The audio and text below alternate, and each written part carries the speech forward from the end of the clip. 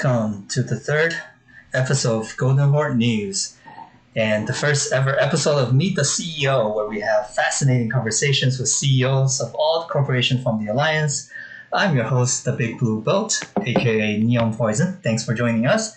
Today, our special guest is the founder and CEO of the Golden Horde Alliance, Mr. Bojangles. Hello. How's everybody doing? Thank you, the Big Blue Bloat, for having me. Cheers. I have a glass too. Yeah, bring it on. It's Friday. We got to enjoy ourselves. Mm-hmm. Yes. So let's get to the questions. Yeah, let's do it. Let's talk about real life. What was your life like before EVE Online? Oh, man. So this is an interesting time for me. So I've worked in sales, so my day-to-day has always been hectic for years. But this game kicked off at a very interesting time, being that I recently got engaged. Recently got thank you very much. I recently got a dog. So I've got an English cream golden retriever who's 14 weeks old and tearing up the house. And it just seemed like a perfect time to kick off a video game empire and conglomerate and add on to that workload. So I would say things were busy beforehand. Things are certainly a lot more hectic now, but I'm a busybody, and it's more fun to always have something to do. So I'm definitely enjoying it, but it has added another layer to an already busy time. So while a lot of people might be resting on their haunches, or things might be slowing down with COVID, it certainly feels like things have sped up quite a bit over here. Yeah. I can't imagine. I remember when I was getting ready for a wedding and everything. It's crazy times. Oh yeah.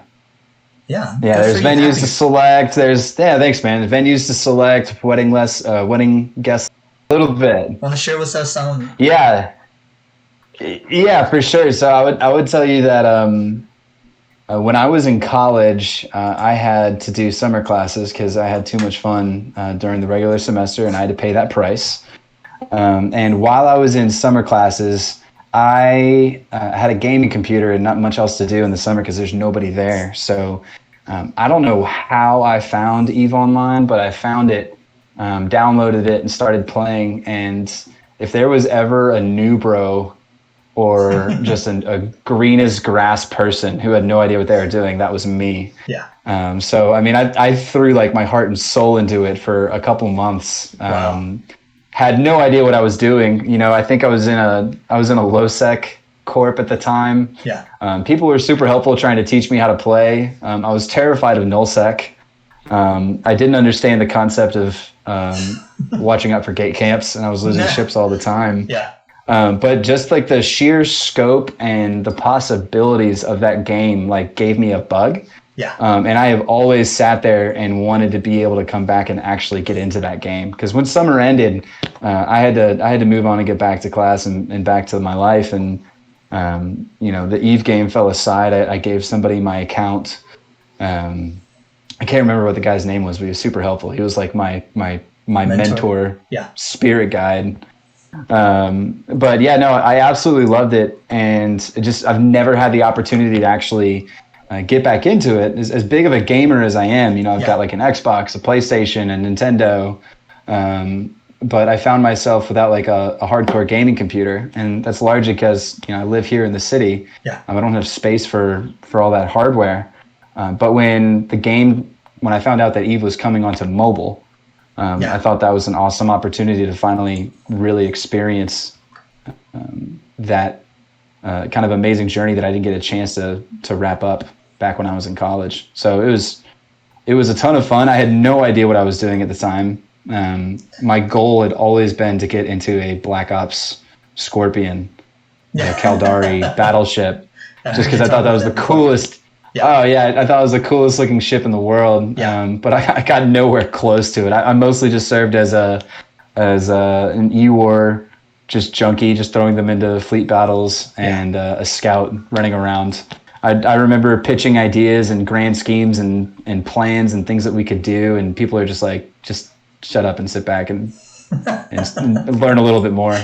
I was too green at the time to do anything about it. Right. So it was fun to have that lapse though. Yeah. Being able to grow as a professional, mature a bit more, and then come back and have a whole different perspective of the game. Agreed. Awesome. Cheers. Okay. This is gonna be a recurring theme, by the way. It's Friday and it's been a long day, so I'm gonna be enjoying this. For anybody who's asking, this is Jefferson Bourbon. Jefferson Bourbon. If Jefferson Bourbon is listening right now, this is some free advertising. Awesome. Hey, better send me a glass or a bottle. Yeah, absolutely. Yeah. Okay, let's move on to the next topic. I know the core of Valhalla came from this game called Stellaris, and I'm sure you have some stories to tell us about that. The game. Yes. Yeah. Yeah. So, and just to clarify, when you're saying some stories, like, are you asking about the origin of Valhalla, or like what Stellaris was like? You know, I want to make sure. Both. Yeah. Anything you gotta tell. So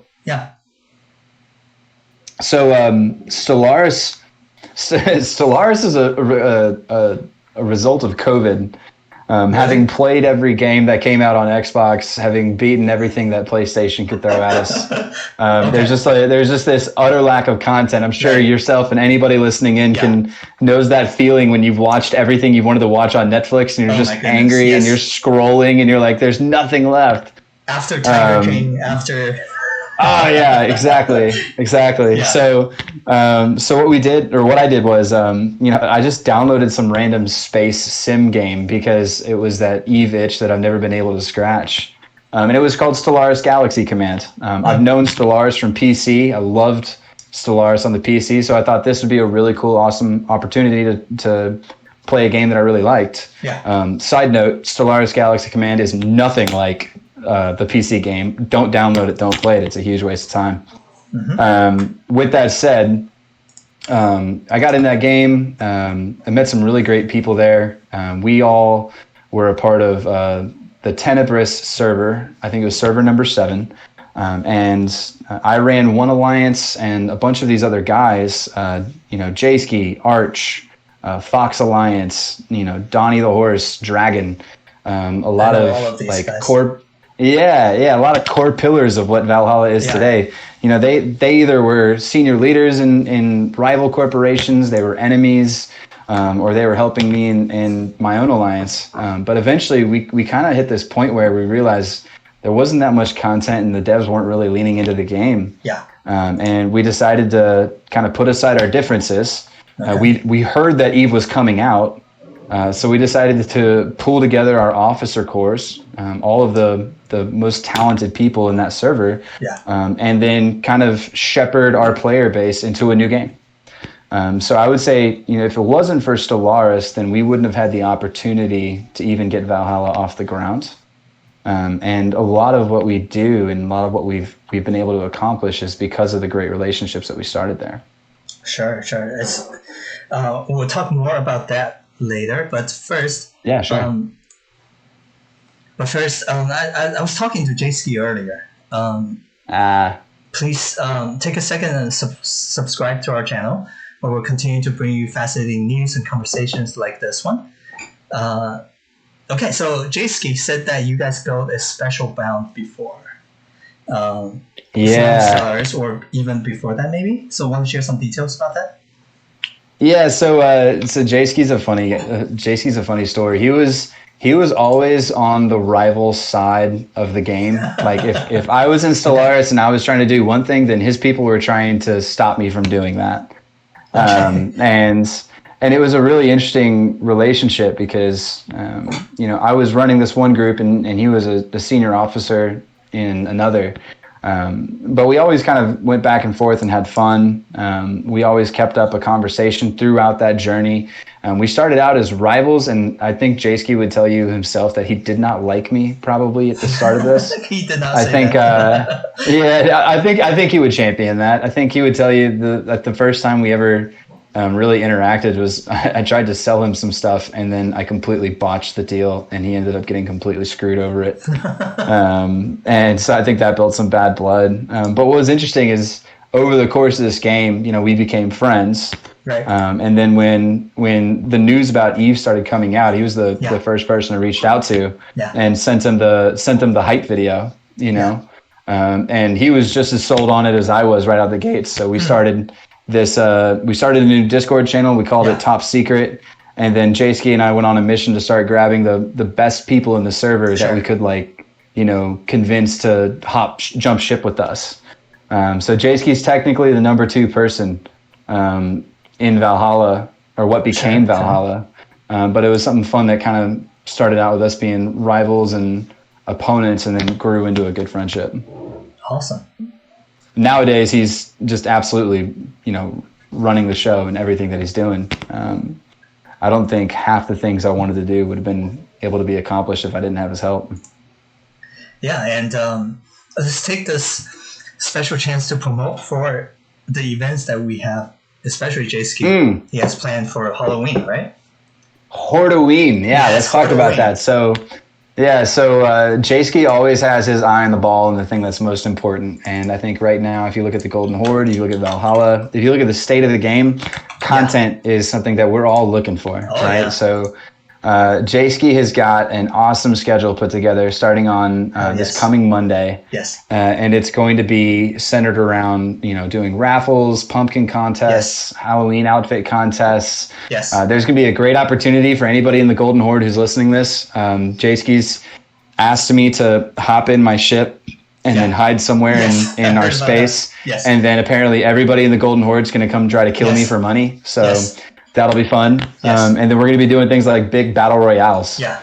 Try to see how many people we get in one system, just duking it out, and then winner takes all type scenario. So he's got a great slate of content set up with Hordeoween, and we're super excited to see that come to fruition. For sure. And he's been talking to me. We've been working together to promote this. So let's make this happen. Let's move on to the next topic, though. Hit me. How are you doing outside the game? Yes. I know you get hundreds or if not thousands of DMs from Discord a day. Maybe, a quarter of that is from me. For sure. But just talk about it. I need a quick sip of this first before we get to that one. Sure. Managing new fiance, new life, COVID, all that craziness around election season, all that. Oh yeah. Well, what I would tell you is I'm very blessed. I'm very fortunate to have the lady that I do have. She's incredibly understanding, about as fed up as a human being could possibly be with Eve. But, she's out in the room right behind me taking care of our golden retriever, and this just rambunctious puppy by herself so that I could do these types of calls, all the late nights that I have to walk out and have conference calls with, friends and rivals and so on and so forth. She lets me take care of my business. But I would say it's definitely a challenge. When you look at COVID-19 and the change to your work schedule, and you look to your friends and work plus video game work, we could call it. Yeah. It requires an evolution in time management. Yeah. Which is something that's always been a weakness of mine. And this is hopefully a good learning opportunity to get better at it. I think I've improved a little bit, and Kenna is only, maybe 2 steps away from finally killing me as opposed to 1 step as a result of it. But it's definitely a challenge, and your comment there is true too, having 200, 300, 400 DMs. I got up to 800 one time. Oh my goodness. Kaywin, I'm going to blame you for that if you're listening. I'm sure she is. But so it's hard, but at the same time too, I like to preach these certain philosophies, and one of those is this concept of a rubber band moment. Yes, rubber band. I was gonna. Anybody listening? Jsky, Kaywin, Arch, you guys can hit the boardroom bingo on that one. But truthfully, Rubberband moment for me was seeing those DMs get to the spike that they were at, trying to juggle my real world work at the same time, trying to keep a fiance happy, trying to train a golden retriever. Oh my God. It's a lot, man. Yeah, I mean, right? It's a lot. Every time you sorry. Yeah, go ahead. Every time you end our Saturday, is it Saturday or Sunday? Anyways, when you end our meetings, you say you have to walk the dog. Yeah, so I have to walk the dog. So I got to clean up after the dog. Yeah, it's busy, but I'll tell you, it forces evolution, right? Yeah. Like the definition of insanity is doing the same thing over and over again and expecting a different result. So change is needed. So I've been blessed to have really good people around me in this game and in this team that we have, and it's those people that get us to where we need to go. And we have a couple officers like Jsky for one and Kaylin for another that are stepping up and helping alleviate that workload, which is giving me my life back and making me more effective. So again, it's just a rubber band moment, right? You stretch that rubber band as hard as you can and figure out where the gaps are, and then you address them and you solve for them. That's right. Okay. But yeah, it's hard. It's definitely hard. Tell me about it. Yeah, I'm sure you're busy too, Neon. I'm sure you're busy too. You got a university and a marketing team to run here, and you're doing a spectacular job. I'm trying to enjoy it as much as possible. So let's talk about this concept of player first. It's one of the Alliance's founding principles, right? Yeah. Whenever we talk it's an important one. Yeah, when we talk to people, this is like the first thing we mention: players first. It was a refreshing idea for many like myself. I was a goon going back 15 years. So my own age and maturity definitely plays a part, but I must say that the feeling is very different here with Golden Horde, because even when I go down the memory lane, I remember when goons was, again, we were talking about 15 years ago. We were still small and we were fighting Bob. Band of Brothers? Yeah. Band of Brothers. But the feeling is very different. Like we're both young. We're both just starting off. So can you talk a little bit about where this idea of players first come from? Yeah, no, it's a really good question. Yeah, and that's and I can't say I can take credit for that philosophy. Right? There's in my business where I work, we have a phenomenal CEO. Somebody I really look up to who's been a mentor to me myself. But in our company, he's really pushed several core values down onto the organization, which is championing the team around you, championing the employees, championing the culture and the community that is our company.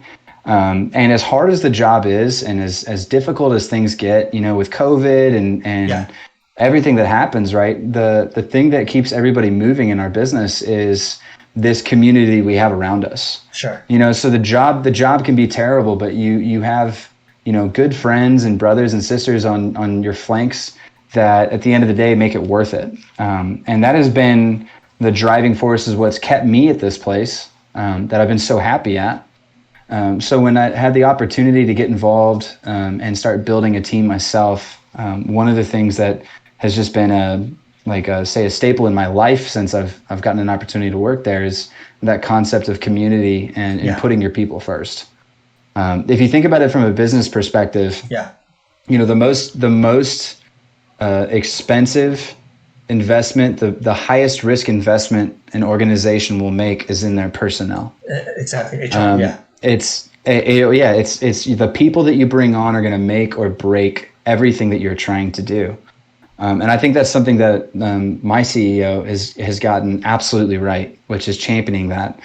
Because if you can build a culture and a team around you where people believe in the mission that you're trying to run, but more importantly, they believe in the people on their left and their right and the family around them, then you're going to, you don't have to ask people to do things. You don't have to push people to make things happen. They're going to want to do these things themselves because they believe in what's happening and they're appreciative and they're happy. So when it comes to the Golden Horde and considering the time horizon we have with a game like this, I mean, Neon, how long? I know I'm supposed to call you the big blue boat. But I'm going to call you the big neon poison boat. So how long has Eve been running up to this point? 16 years. 2004 was when I started. That was very so perfect. Early. Yeah. So if you think about it, this game, and if Eve Echoes can hold, a semblance of what Eve Online has been able to do, and I think they can do it. I think, then we're looking at something that has a very, very long horizon. Yeah. Right? For sure. And the key to really building anything in this group is getting that community right. Yeah. Because turnover is huge. If you look at a mobile game, the turnover is going to be even worse. EVE Online even says themselves that 90% of players who are new to the game quit within the first month of the game. Yeah. So if you aren't building a community that's going to champion the players, and if you aren't building a home for people, then they're not going to stick around, and you're going to be a flash in the pan. We want the Golden Horde to be something different than that. And I'm glad you brought up Goon, because Goon is Goon has a lot of flaws or a lot of perception issues in their own right, but they are also one of the most phenomenal case studies that you could look for in a video game. And the culture and the brand that they built is just incredible. So there's so many great examples to take from that. And I'm very blessed to have a department head of marketing who came from Goon, who understands that. Named the Big Blue Boat. Thank you.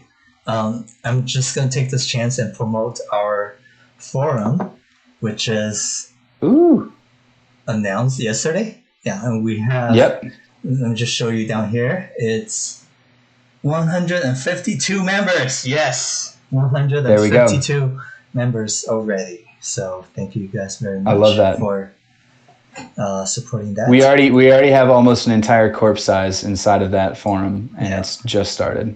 That's beautiful. Please continue to support us. It's part of the community building, like you said. It's we've got this. I've talked to you about this before. The special interest groups. One of them is military groups. We have right now 4 ex-military. Marine Corps and just U.S. Coast Guard, military veterans who are connecting through us. I think that's part of community building, right? We want to help people who are in different groups who may not have other ways of knowing each other to know each other through us. I mean, that's huge, right? That's community building. Yeah. So. That's what and there's so much more than just playing Eve Echoes. You can log in and you can blow up spaceships and you can mine rocks and whatnot. But so much of the experience is from the community around you. And that's what brings people back. And that's what opens doors, right? Yes. So to wrap up your point, when you nail that culture and you nail that community and you give people what they need and what they want and you focus on that and make that your priority, then all those other doors open up. Yes. We didn't have in a plan from day one to be 5,000 plus people right now. Right. We didn't have an intention to own a couple regions. Right. We didn't have any of those goals in place. We had this goal of building a great community. But because we're building that great community, it feeds the rest of it, which feeds the community and keeps us moving. So it's a beautiful flywheel effect. Yes.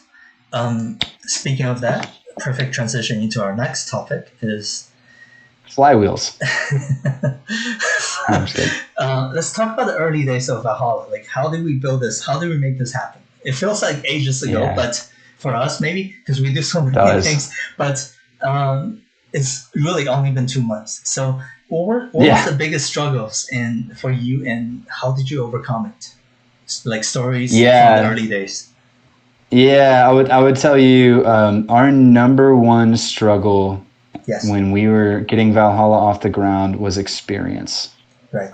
So we had an experience as a double-edged sword. So in terms of EVE Online experience, in terms of people who understood best practices for mining, in terms of people who understood how to get in good quality PvP content, we're a blank slate. We're coming from another game. We're a lot of people that really enjoy this type of stuff, but we didn't have 10 years experience on that world. So you think about the concepts of launching an ore buyback program, figuring out how to get industry running effectively. I mean, you're looking at a game that is in all intents and purposes, a business simulator. Yeah, you know, exactly. like here's an opportunity to build a country and every variable that might impact it. So to do that, it's crazy. Yeah, to do that, it is incredibly difficult. And I think that would have been our biggest gap, our biggest challenge. Yes. From an internal perspective. Yes. From an external perspective, we were very small. We were like, 30, 40 people a month away from the game. We got up to 150 people before the game launched, and that's when you start seeing the Gen Feds and the OP4Ss of the world. Yeah. Trying to be like, hey, come join our group, and we held our ground, saying like, we want to trailblaze our own path. Yeah, we want to trailblaze our own path. Okay. I'll never forget Doomsy, I think it was the prior executive of OP4S. Okay. I think during the recruitment process, I asked him, why should we join OP4S? Like, what is the thing about it? And he basically told me, like, we've already accomplished everything. Like, we have everything figured out. All we ask for you is loyalty. And I was sitting there being like, I've never felt like I've spoken to Xerxes before, but if I was speaking to Xerxes, then this is exactly what it would have felt like. All jokes aside, I told him I really appreciated the offer, and we certainly did. But the joy for us was the trailblazing and carving our own path. And if everything's already been carved out, then what's there to build and what's left to be done? Yeah. So we took on the risk of having all of that inexperience, and I don't think we would have made it if it wasn't for all of the quality officers and the players in the team that just grabbed that bull by the horns and figured it out. Scorn, our head of industry, is an absolute monster at this. Like, I can't think of a better person. Honestly, he could do anything. Yeah, he could lead the corp. He could lead the alliance. He could lead the military. But he's in industry and he's knocking it out of the park. Yeah. Aubriel with finance, with planetary resources, like those. It's almost belittling even to say those things because she's got her hands in everything because she doesn't like to swim in her lane. And I had made the mistake of asking her to not swim in her lane. And I learned the lesson very quickly that I just need to get out of her way and let her get to work. And she does a phenomenal job. And like the other people that I've said, Jsky, Arch, Fox Alliance, Donnie the Horse, Dragon, right? Like Dragon, the spiritual leader of our military, right? Yeah. These are all people, a lot of them have no experience in the game, but they're good at managing. They've got initiative. They're leaders in their own rights. And if it wasn't for them, we wouldn't have been able to figure this out. I would have just been yelling into a bullhorn and getting nowhere with it. So I think experience was our number one issue. Yes. Being small was another major challenge. The team around us solved the inexperience issue. Yes. And then in regards to being small, we were fortunate to pick a territory and pick a region and have a long-term goal. Yes. That apparently was counter to everybody else in the game who wanted to go move down into the south. Yeah. So we've had room to breathe, and that's given us time to grow. And I want to give a quick shout out to Excoundrel, who we're super blessed to have him on the team. But his recruiting prowess. His recruiting prowess just lit a fire underneath this organization, and thankfully we've been able to live up to the expectations of what people were hoping to get involved with, right? So it's just an awesome opportunity where a lot of little things come together at the right time, and that got us up to the point where we are now. A quick take on Excoundrel. Thank you so much for Excoundrel for helping us. In case you didn't know, I was a recruitment officer before, and I can say that more than 90% of our intakes applicants were Excoundrel people. Excoundrel's videos, yes. Yeah. And I think we also should take a moment and pause and reflect on our lost brother, Captain Benzie. Him too, yes. Still family. Yes, yes. A wonderful guy, but his role in the Alliance has just had a tremendous impact on our brand and our impact. For sure. So him and Excoundrel, Captain Benzie, and then now just giving a quick shout out to Neon Poison over here, the Big Blue Boat. Who's got this tremendous marketing team running, and all the people inside of it who are just absolutely killing it. So it's a lot of great things come together. Thank you. You're a bit early to the shoutouts, but I appreciate it. I mean, you kind of have to live up to it now, right? Like, it's got to happen. I need to do a special shout out to Alp, since you mentioned her a couple minutes ago. She's been, like you said, running the PI program, and the other thing is that she called you a 16-year-old because of your choice of our famous or infamous character name Valhalla 69. She keeps going back to that. She's like, because Bo is 16 years old, so Bo created this tune called Valhalla 69. Yeah. Just a little. Yeah, that was a decision I made late night one day that I probably should have thought a little bit more about. But just like many things that I do inside the Alliance, I do a lot of things, inside of the corporation, I do a lot of things to mess with Scorn because he's so serious and he's so angry all the time. And I want to try to make him laugh or have to put up with something that's goofy. So knowing that he was going to have to interact with this entity all the time, and that was going to be his responsibility to a degree, I decided to give it a very goofy and childish name, and that made me laugh. And that's probably not the most mature thing I've ever done, but Alb's definitely right. I am certainly a man-child in many regards. Okay, coming down to the end of the broadcast here, a question that's been on the mind of many, maybe just me, but are you running for public office someday? It doesn't have to be the president. It could be like local office, school board, anything, public office. Yeah, I'll tell you, I'm passionate, just utterly passionate about business and business principles and business philosophy. It's the world I come from. That's the world that I want to continue to grow in. And politics and yeah, cheers to that for sure. But politics has like one of my favorite things in the world, which is like public speaking and being able to engage with people. But at the same time, the politicking is just it's unproductive. Right. I'm all about efficiency and trying to get things done. And it's a funny question. It's a funny comment. But what I like to do is my dream and my goal is to be able to replicate what's going on in this wonderful community, and be able to put that into a business and an organization that's actually going to help me generate money to feed my fiance and my dog. And I think politics just isn't something that I care too much to get too involved in. But it depends. If Donald Trump's running for his 14th term and we're not too happy with it, then maybe I'll throw my name in the ring. Yes, he joked the other day about running for like another 12 years. Yeah, so our ratings, by the way, just got completely blasted now that we said that out loud. Yeah, we can't post this anywhere now because now the Golden Horde is politically charged. So I had to say Biden 3 times, Biden, and now we're safe. Now we're even. Now we're fair. Yeah.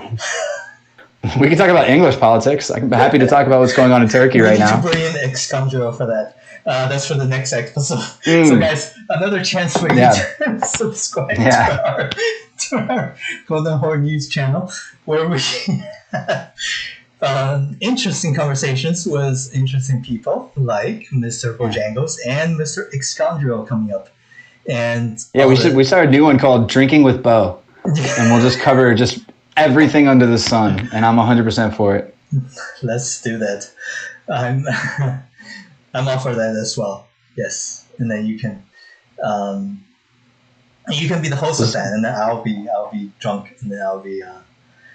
We'll take the most important people from Youth Echoes. Yes. And we'll force them to drink for like over an hour, and then once we hit that point, we'll just ask the hardest questions and see what happens.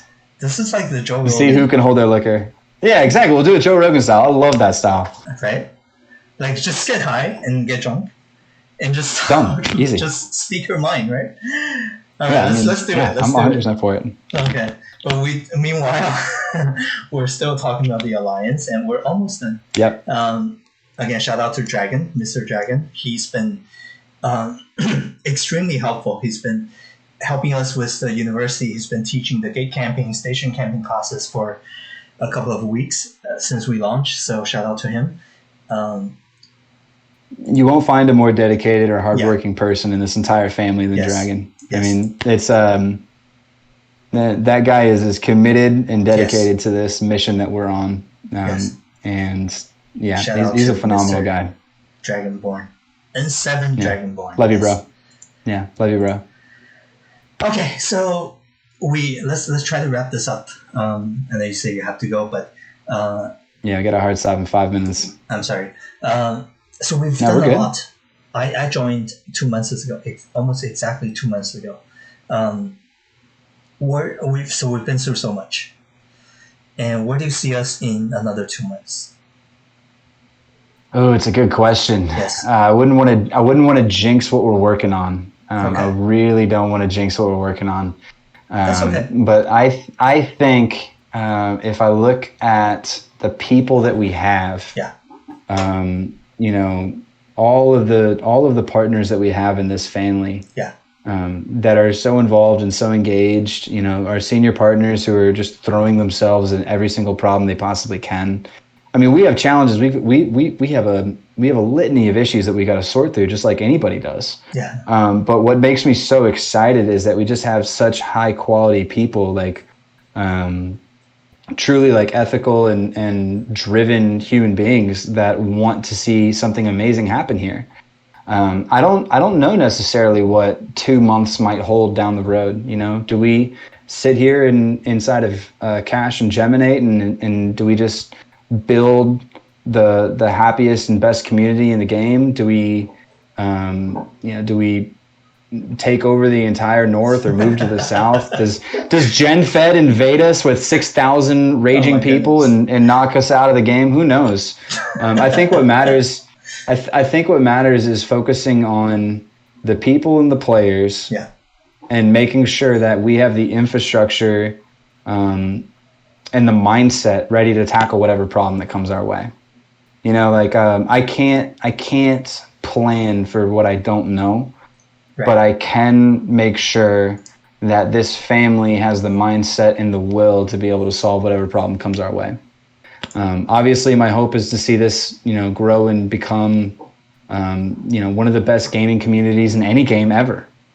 Right? I want to see us have a brand that people recognize for gamers anywhere, right? Like Goon's recognized. If there's anything that I could ask for, I would say I care a lot less about taking 2 or 3 more territories as I do about people finding us on Facebook and talking about just how cool it is to be part of the Golden Horde. Yeah. That's what I care about. But I don't know. I'd like to see it continue to grow. I know we could open the doors and we could double our size, in a week if we wanted to. We could kill our culture and community at the same time. Right. But I think we're going to hold our course, and we're going to keep reinforcing our family. Yeah. Keep reinforcing the things that are meant to provide and serve our players. And if we succeed in doing that, then whatever we're doing in 2 months should be very exciting, and we should have a very bright future. Cheers to that.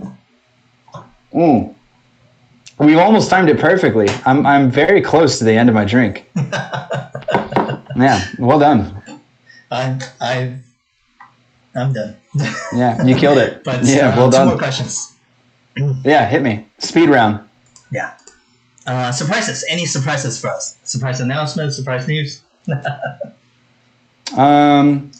I wouldn't say we have any surprises. Okay. I think there's an opportunity for growth here in the near future that we need to get ready for. Sure. If we're going to grow, then we also have to focus on stabilizing. Yes. I think there are a couple of people who are really good performers in our organization that are partners that need to be moved into senior partners. Yes. I'm not going to say who they are yet because I'm going to create a whole litany of problems if I do. But I think we're looking to make moves to bring some more people up into the Senior Partner Council soon. And then I'm quitting the game and I'm walking away next Tuesday. What? So, yeah, no, I'm kidding. No, we're good. I think we have to cut it out. Yeah, I will still be here. Awesome. Yeah, so we'll keep that. Shoutouts. Last final words for the audience. It could be addressed to our members, or to be even other alliances, or even potential ETH vets who are thinking about trying Echoes.